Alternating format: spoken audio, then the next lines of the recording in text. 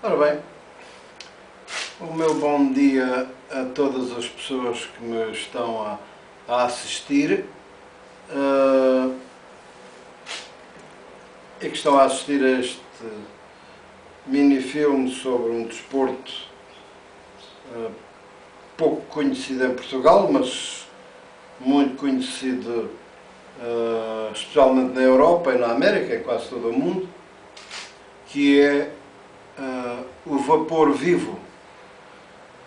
O vapor vivo é a prática de utilização, construção e utilização de pequenos comboios, muito especialmente a vapor, com locomotivas a vapor, construídas normalmente pelos próprios utilizadores.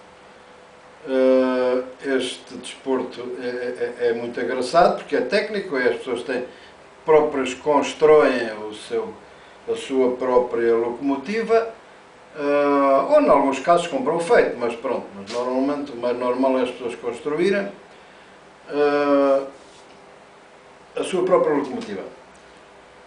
Neste caso, digamos, o que eu estou a apresentar aqui é a construção de uma caldeira a vapor, ou seja, um gerador de vapor que, alimentado por carvão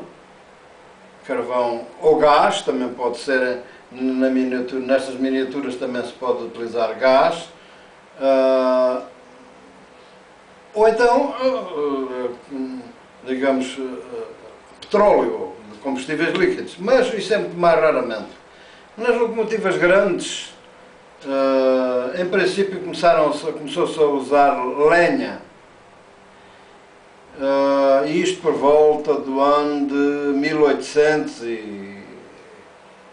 meados de 1800. Depois a lenha começou-se a verificar que era pouco eficaz, passou-se a utilizar o carvão mineral, e esse sim é muito mais eficaz que a lenha, tem muito mais poder calorífico. E ultimamente passou-se a utilizar óleos pesados. Nos navios chamava-se nafta, esses óleos, mas nos comboios não se usava esse nome de nafta, chamava-se mais a óleo, locomotivas a óleo pesado, óleos pesados. Por essa razão, as caldeiras, que são os geradores de vapor, no fundo os geradores de potência das próprias locomotivas, passaram a ser diferentes. Em muitos casos, o início, para contar mais propriamente, no início as chaminés das locomotivas, como eram a lenha, era um funil, no momento colocadas aqui à frente, que esta caldeira ainda não tem. Reparem que isto é só propriamente a caldeira, daqui para a frente seria a caixa de fumo, que ainda não existe aqui, mas as chaminés eram um funil autêntico, uma espécie de funil, depois lá na frente, lá em cima eram tapadas e tinham um buraco mais estreito. Mas esse funil tinha a finalidade de ter lá dentro um filtro para evitar que as faúlhas viessem cá para fora. Por isso é que nas primitivas locomotivas usava-se aquela chaminé grande, uma coisa enorme, em forma de funil aqui à frente. Depois, à medida que as coisas foram evoluindo, as locomotivas foram evoluindo, passaram a ter mais força, passaram a ser usadas caldeiras maiores, e as caldeiras maiores, digamos, passaram a ser alimentadas a carvão. Por serem alimentadas a carvão, já não geravam tantas faúlhas, geravam muitas ainda, mas as chaminés passaram a ser alteradas. Essa foi uma das razões básicas, isto muito mais pequenas, umas chaminézinhas mais maneirinhas, como é de se dizer. Em alguns casos das grandes locomotivas até quase não existia a chaminé, era uma coisinha muito baixinha, pouco mais acima do nível da caixa de fumo, isto porque as caldeiras passaram a ter um grande diâmetro e os túneis para onde elas tinham que passar por baixo limitavam a altura das chaminés. Bom, portanto, em alguns casos ela era uma coisinha muito baixinha, uma argolazinha que estava aqui da parte de cima, só para o fumo sair e pouco mais. Bom, como digo, a caldeira passou a ser diferente.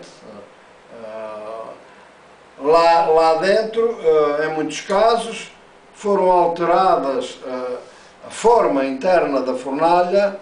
A fornalha, reparem que a fornalha, o forno, onde o carvão é queimado, é apenas daqui para trás, ou seja, neste bocadinho é que é a fornalha. Daqui até aqui é o tubular, é a caixa do tubular, onde existe uma série de tubos aqui dentro que transportam por si próprio, transportam o calor e o fumo e vai desembocar tudo nesta caixa redonda que depois há de existir aqui à frente, chamada a caixa de fumo.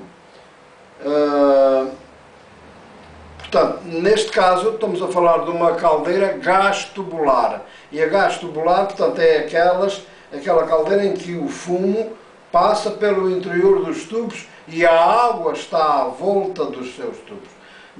Portanto, a água é obrigada a aquecer devido a que o fumo, o calor todo passa pelos tubos para sair depois pela chaminé, passando pela caixa de fumo.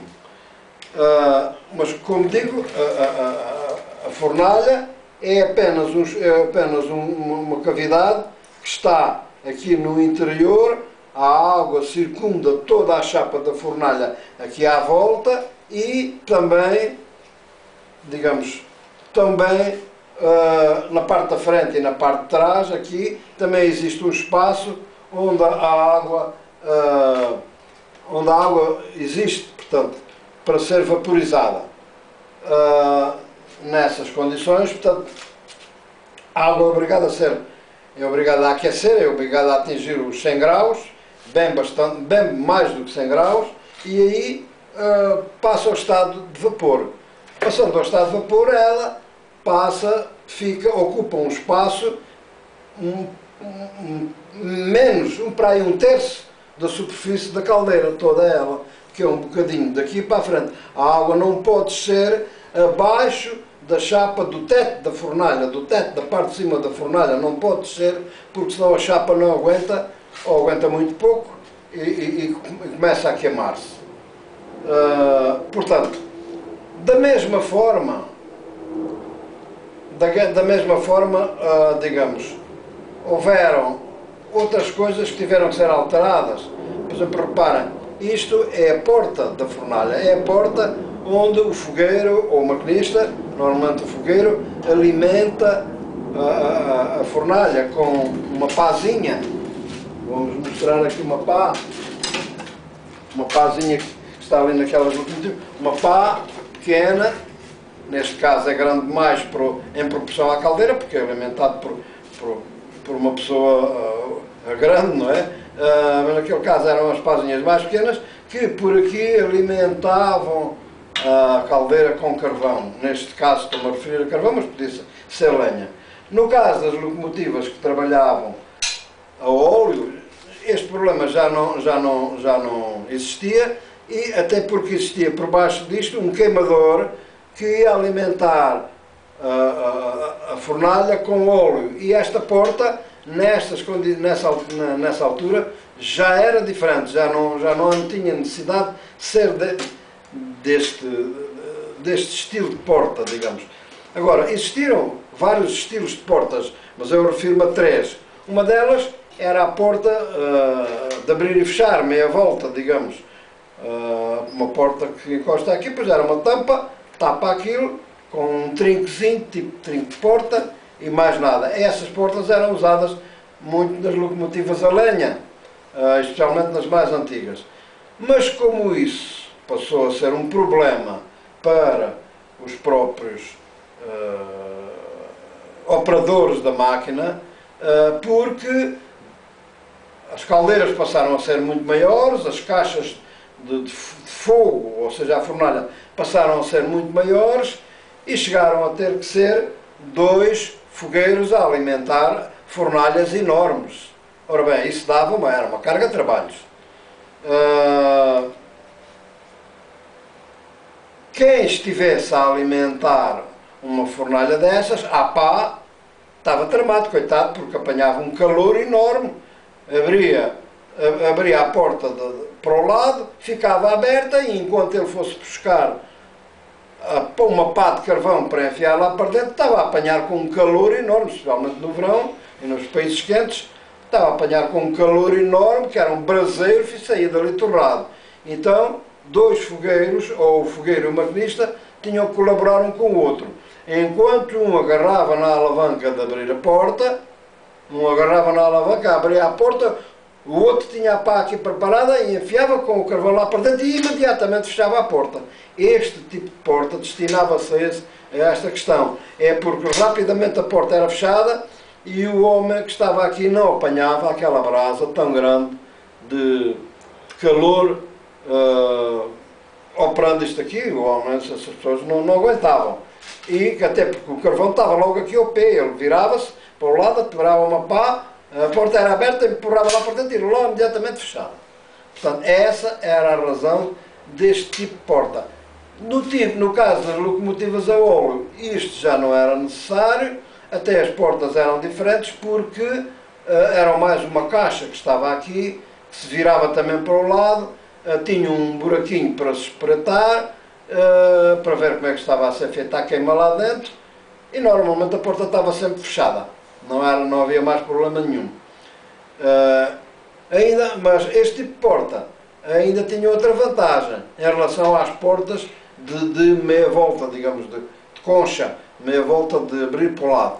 É que as de concha tinham que ter um buraquinho para se espreitar como é que estava a fornalha. E tinham normalmente uma tampinha que se fechava. Neste caso esta permite deixar um bocadinho aberta, se for necessário, para se espreitar, para se ver lá por dentro como é que está toda a fornalha a trabalhar. De maneira que essa era as condições, a razão deste tipo de porta e deste tipo de caldeiras. Já agora, esta caldeira foi soldada, é aço inox, foi soldada com uma máquina TIG e vai trabalhar a uma pressão de 10 kg por centímetro quadrado. Foi ensaiada a 26 kg por centímetro quadrado, sem problemas nenhuns, vai trabalhar a menos de metade da pressão de ensaio. Também posso mostrar a parte interna, digamos, da fornalha, só para quem pode ter uma ideia. O que se está a ver aqui agora é a grelha onde vai ser colocada o carvão, e lá dentro é a caixa de fogo. Lá está a tal chamada caixa de fogo. Eu tirei a grelha fora e a caixa de fogo lá ao fundo. Deve-se ver os tubos por onde vai sair então o calor para aquecer a água no restante, portanto na parte mais comprida da própria caldeira. Isto aqui está com o aspecto de soldadura, porque não foi pintado, ainda nunca foi acesa também, mas depois de estar acesa muda completamente de aspecto, fica preta, não? Como é normal. Esta pintura também não é uma pintura, digamos, de grande precisão, é uma pintura mais para mudar de cor, até porque a tinta em alguns sítios é capaz de cair, é capaz de não aguentar e cair. Mas para agora, para ser mais bonita a quem está a construir, foi pintada de preto. E aqui podemos ver a grelha que eu vou colocar no interior, da fornalha para lá ficar. E pronto, lá está, outra vez. Pronto, muito obrigado por assistir ao meu filme e bom dia.